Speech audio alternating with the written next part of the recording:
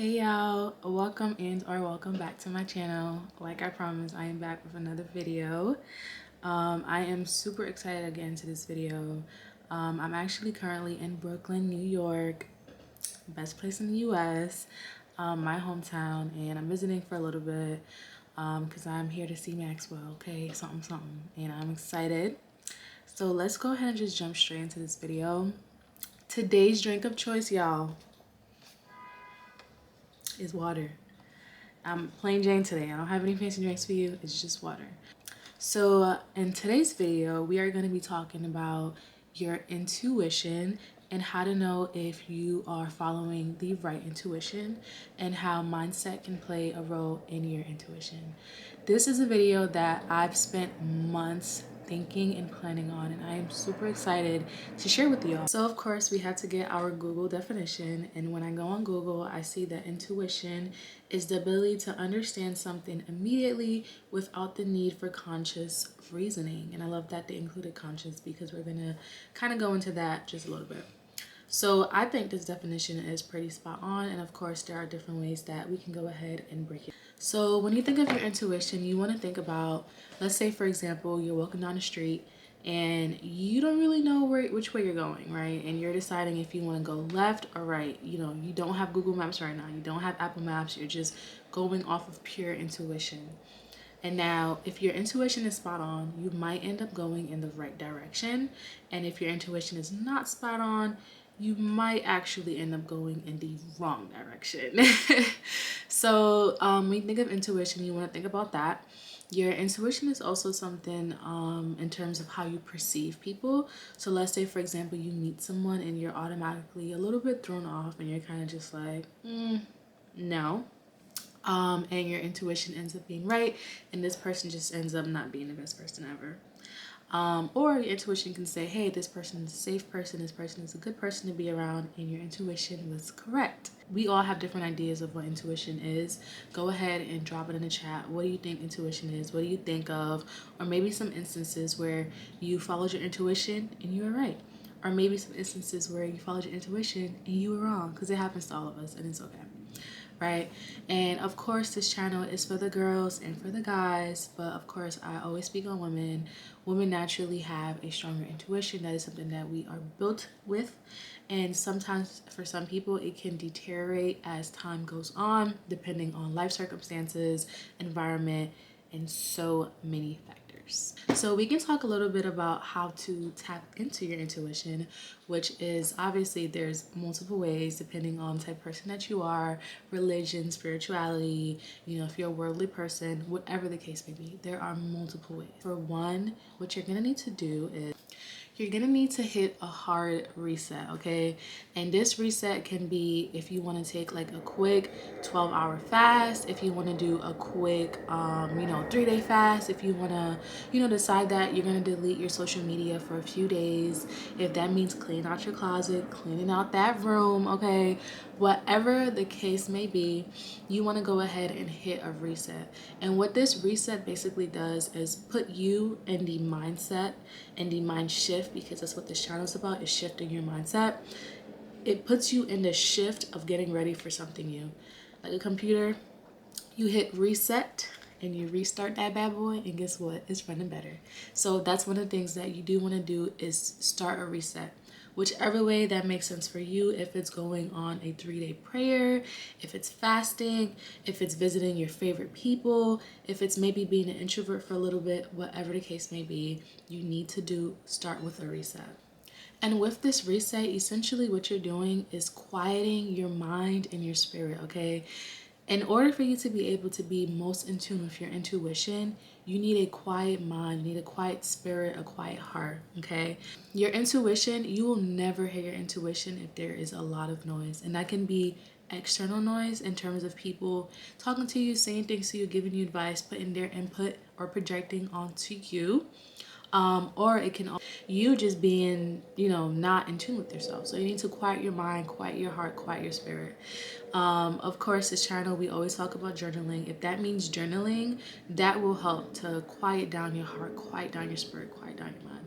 You want to be so in tune with yourself that you can hear things, okay? And I'm not talking about creepy things, obviously, but I'm talking about you can hear, you know, how you're feeling, you know, you're sensitive to things. You essentially want to put yourself at that state. So when it also comes to tapping into your intuition, you want to make a list, right? And with this list, whatever you feel like you need to make a list of, go for it. For some people, it might be making a list of taking accountability for their past actions, whether it was eating unhealthy, you know, not working out, not drinking water. Take accountability. Know that, okay, I did this. I went ahead and swayed a little bit, but I'm taking accountability. And accountability is always the first step into tapping into your intuition, into growing, into becoming your best self, because you acknowledge where you went wrong. If you cannot acknowledge where you went wrong, that basically means that you are not ready for a shift. So once you do your reset, you know, and you find your quiet and your stillness, and you do that list, whether it's, you know, writing a letter to yourself of your intentions, what do you want, whether it's making a list, pros and cons, whatever the case may be, once you complete those steps, you want to go ahead and do stuff that fills your heart. And obviously I'm very big on passion. I'm very big on doing what you love, whether it's arts, whether it's walking, whether it's hanging out with close friends and family, whatever the case may be. I want you to fill yourself with the things that you love. I want you to do stuff that make you feel good. You know, you've ever done something and like you went home and you just felt so happy, like you just felt at peace. You want to go ahead and do more of that, okay? You want to do stuff that's sending your brain a whole bunch of serotonin, a whole bunch of what's the other word? I forgot. Okay, I'll probably insert it somewhere. But you want to do stuff, oxytocin. That's what I was looking for, oxytocin. Okay, you want to fill your brain with all those feel-good chemicals, okay? You want to do stuff that makes you feel good, whether it's for yourself or for others. You want to just feel great, okay? And then another thing too is you also do not want to move with your accolades. This is actually a message that I heard in church last weekend about understanding that you do not want to become your accolades. And we're talking about our physical accolades, okay? We're talking about our job. We're talking about how much money we make. We're talking about what we have, what we own, how we look. I'll be honest with you guys. I know as much as we want to believe that matters, none of that, okay? None of that matters. I promise you, none of that matters. What matters is what's inside, and everything else comes last. So essentially, you want to not move with your accolades. No one cares what job you work. No one cares how much money you make. No one cares how you look. No one cares what you own, okay? You want to not have your accolades be your personality. You want to become a whole person. You want to quiet your mind, quiet your body, quiet your spirit. You want to do things that make you feel good, whether it's for yourself or for others. You want to tap into yourself, and you want to remove all the physical worldly things, okay? That is how you're going to tap into your intuition, okay? Okay. And character is more important. In this life, character will always be number one, the most important thing that you can have for yourself and have for the people around you. So moving with your accolades sometimes can deteriorate your character. So once you understand that you're not moving with your accolades, and you move into focus on character, that will help a lot as well. Speaking of accolades, I also want you guys to remember that money is a tool, and you make that money, don't let it make you, okay? When it comes to money, you want to be able to have it as a resource that gets you to where you want to be, that gives you what you need and what you may want. You never want to become your money, okay? Becoming your money is the best way to deteriorate your intuition, because you are moving with the mindset of money, and instead of having a clean heart and a silent mind, you got money on your mind. And let's just say this, there is nothing wrong with having money on your mind, okay? Nothing at all. I promise you, make that money, yes. But you do not want to let it become who you are and become your character, become your mindset, your heart, and your motivations and the way you're moving throughout this world. In order for you to strengthen your intuition, you need to know yourself, okay? And these previous steps that I talked about earlier is what is going to help you to know yourself. You're going to be spending more time with yourself. You're going to be hitting that reset, you know? You're going to be understanding what is it that you want and that you need. And once you have those in line, you will have a better understanding of yourself, okay? One of the biggest things that I go by is, it's cool when you're with people. It's cool when you're with your friends, with your family, with your boo, whatever, okay? It's cool. but you are not at your core most realest self until you are by yourself. And when you are by yourself, I want you to pay very close attention to what you're thinking, what you're doing, and your actions, okay? That'll help you define who you really are, because you really are who you are when you are alone and when there's no one looking. Have a plan and end goal. And when I say this, I mean in terms of your development. What do you want in your life? How do you want your life to go? You need to be the writer of your life, okay? You need to know in this amount of years, this is what I want, okay? This is what I'm striving for. That will help you to make the best decisions possible for yourself. If you know you have this goal in the back of your mind and it's subconsciously planted in there, you're gonna know how to move. I remember when I was about 19, I write a lot and I do a lot of vision boards and stuff. I've had goals that when I go back and read my old journal, when I go back and read those journals, I'm like, oh snap, a lot of these did come true. And these were goals that I wrote and they became a subconscious part of me that I was moving throughout this world trying to achieve these goals. And I done forgot, honey. Okay, I forgot that I was working through these goals, but it was ingrained into my subconscious.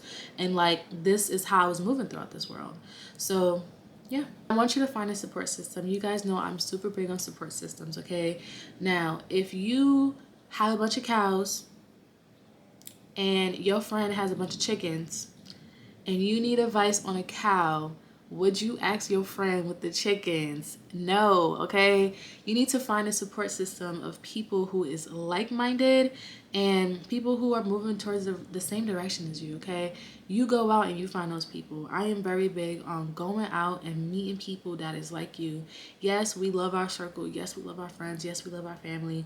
But it is a-okay if they cannot be what we need them to be. Therefore, you go out and you find people similar to you, and that becomes your support circle. That becomes a shoulder for you. That becomes who you ask questions to. That becomes who you open up to, who you get advice from. Because you know what? I think, what is that saying? I think it's like iron sharpens iron, I think. I might be wrong. If I'm wrong, I'll just insert it. But iron sharpens iron, okay? You need to be around people who's going to sharpen you, not people who's going to dull your blaze, not people who's going to dim your light. You need to be around people who are going to sharpen you. And then my most absolute favorite thing is to find your uniqueness. Now, with tapping into your intuition and tapping into finding out who you are, I need you to find your uniqueness, okay? I need you to be quirky. I need you to be weird. I need you to just let it all out. I want you to tap into that kid a few years ago, and that is how you're going to tap into your intuition, okay? That's how you're going to tap into who you really are. That child you were 10, 15 years ago, the one that was free, that had all those interests, I need you to tap into that. That is how you tap into your true self. Yes, we become adults. Yes, adulting harden us just a little bit. But guess what? That child who you were still has needs. You still need to cater to your inner child, okay? You still need to be there for them. Therefore, I need you to tap into that. I need you to do things that you used to love to do. I need you to go out and, do things that you used to love to do, okay? I need you to tap into that inner child, okay? And that is another way that you will tap into that intuition and know what you want, what's right for you, and what is not right for you. Also, if you're a Christian, you want to continue to keep God at your core, okay? Keep God at your core. If you're not a Christian, I want you to keep that higher divine at the core, okay? Whatever that may be for you, I want you to keep that at your core. You want to know why? Because we're only humans and we can only do so much by ourselves. We can only depend on humans so much, okay? I want you to keep God at your core. And that will help you to tap into your intuition. Tapping into your intuition, I'm probably going to make a second video about this. So if you guys are interested in this second part video, which I can definitely go in depth in, let me know in the comments, whatever the case may be. With all these steps, essentially the goal is that you are able to tap into your intuition, right? And now intuition also goes hand in hand with mindset. So if you're someone who struggles with a negative mindset or someone who struggles with really dark mindset, I'm not even gonna hold you, your intuition will also be very dark, very negative, very nasty, okay? And sometimes these are things that are out of our control, right? You meet someone nasty, sometimes they don't want to be nasty. Sometimes it's their upbringing, it's their environment, it's things that happen to them along their journey that's made them that way.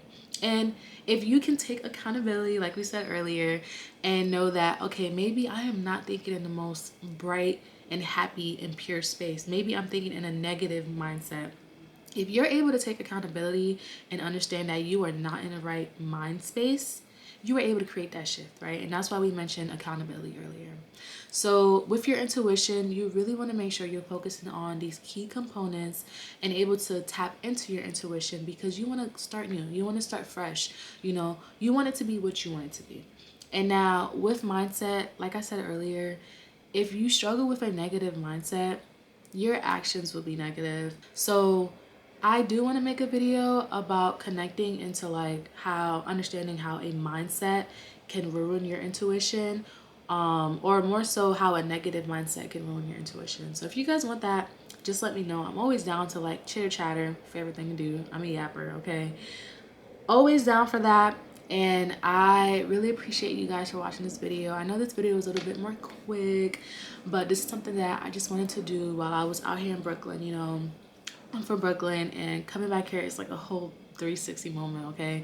So literally, yeah, so just let me know. And if you guys also want a video of how to move to a new city, let me know as well, as a young adult, because that's what I did when I was 20 years old and I'm now 24, and a lot has happened. A lot has changed in my life ever since I moved.